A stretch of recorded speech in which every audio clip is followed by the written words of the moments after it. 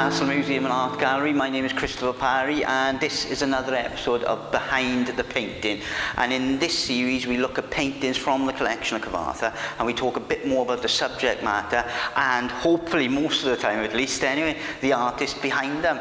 And this episode we're going to be looking at this painting behind me here. This painting is of Merthyr Tydfil High Street, and we will get underway straight away with the artist of the painting, which is totally and utterly unknown to us.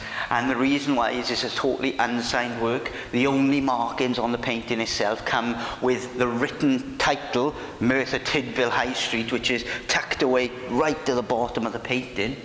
And the painting itself is quite a chocolate boxy, I suppose you'd describe it, painting, and it's an image of Merthyr's High Street back in the late 1840s.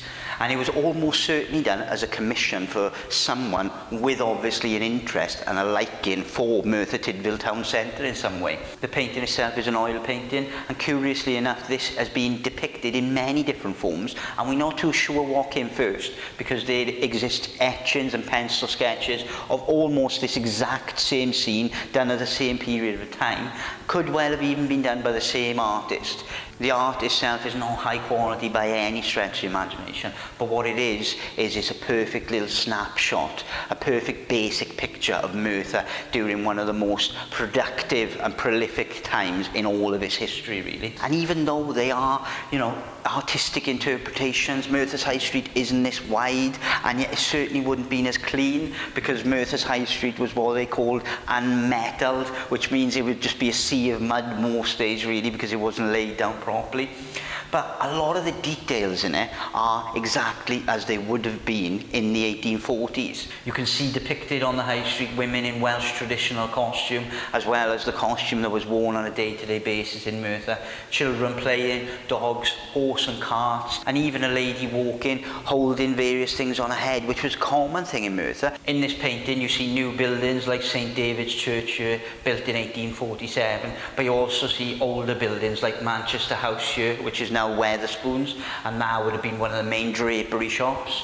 You see Abbott's hairdressers, you see the castle in itself obviously. On the opposite side of the road you see pubs and a bunch of grapes inn on the back end, and then the buildings that were used by the Board of Guardians. And strangely enough, through no coincidence at all, the town hall is now standing on this site. This painting has a real significance as well, because in 1831 the Merthyr Rising happened, 190 years ago, when you were first seeing this video essentially, and visualising the High Street. And one of the key scenes of the Rising itself, this clash of troops and workers outside the castle inn, which you can see off to the right hand side of the painting, is really difficult for us to get an idea of what the street looked like, how it was made up, because Merthyr was changing every 10 or 20 years. It was developing quite fast, and so paintings like this are crucial to get a nice view and an understanding of how Merthyr was set up during this rising. And like I say, the Merthyr Rising began in 1831, and there was a drastically long build up to the Merthyr Rising. It wasn't all just kicking off in one year. It was a build upon build upon build. It was all to do with wages going up and down, sliding scale of wages, and if iron was being sold high, wages would be high. If iron was being sold low, wages would be low. And if you look, for example, at Cyfarthfa Ironworks, in 1820 they were earning an annual income of around 15,000, and then in 1825, when Cyfarthfa Castle was being built, they were earning over 56,000 a year, which is a massive amount, which is part of the reason why Cyfarthfa Castle was built in 1825 that year, because it was a bumper year. But then if you look a couple of years ahead, 1829 for example, the amount of money Cyfarthfa Ironworks was bringing in was just over £6,000 a year. And so who would be directly impacted by that? The workers themselves, because they haven't got the job security as a lot of us enjoy today, really. There was always people in Merthyr pushing for reform and pushing for one man, one vote and representation in Parliament. But they needed a mass support, and that only came when the town was under real pressure, financial pressure, and literally the Merthyr Rising was one of these key moments where all of these things combined: political mentality, struggles for daily life, and they all combined and the town exploded.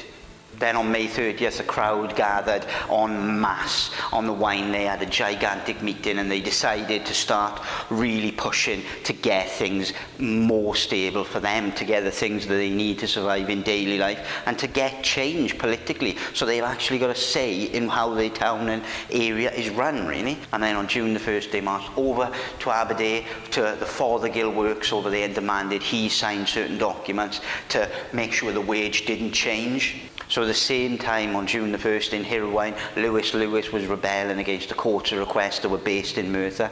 They were a debtors' court, really, and they were there to claim goods in lieu of a debt that hasn't been paid. And obviously, if the workforce is getting paid less, if everyone's getting paid less and less and less, then debt is going to be accrued, but they have no opportunity to pay that debt at all because there's no money coming in. So the courts of request were really seen as something that is a problem and not understanding the gravity of the situation that Merthyr was in at that time, really. On June the 2nd, the crowd marched to Merthyr and marched on Coffin's Court in Georgetown and decided to sack the building of the courts of request, really, and destroy the documents, take back articles that had been seized and hand them out and basically totally destroy the courts of request. But then on June the 3rd, troops had arrived in Merthyr to start quelling these gigantic crowds, and the ironmasters in Merthyr Tydfil had gathered in the castle inn to discuss how they were going to end this uprising and how they were going to negotiate a peace.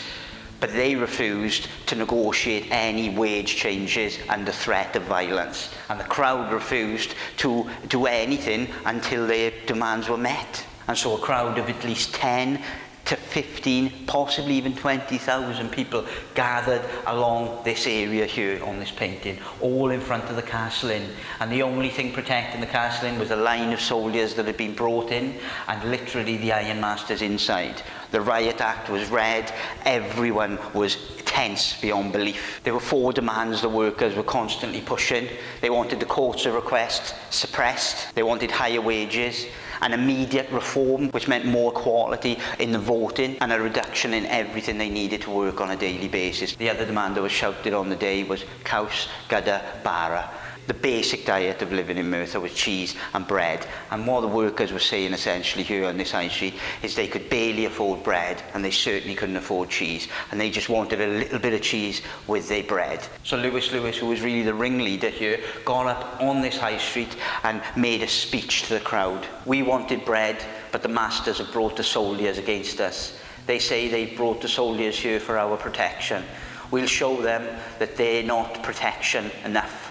Fall on them and take their arms away, off with their guns. And that's exactly what they did. The crowd clashed with the troops, and on that day, a minimum of 24 people in the crowd died, countless were injured, 16 soldiers were wounded, and the death count could have been higher. We never too certain because it was chaos.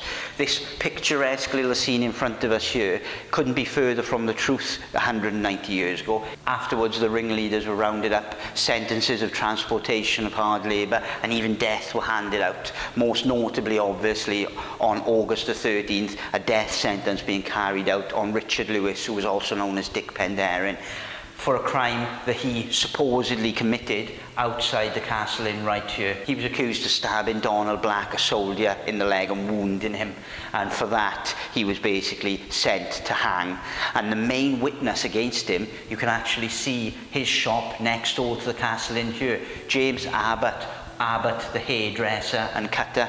He was one of the main witnesses against him. Years later, in 1874, a gentleman on his deathbed in America announced that he actually stabbed Donald Black, and Dic Penderyn was innocent, and now he's widely known and acknowledged as a martyr to the cause. So 190 years ago the Merthyr Rising happened, and I thought this painting and me talking to you a bit has helped kind of give you an idea of the impact of that and give you a little window into the past of Merthyr. But thank you very much for listening. I hope you've enjoyed. Hwyr fawr.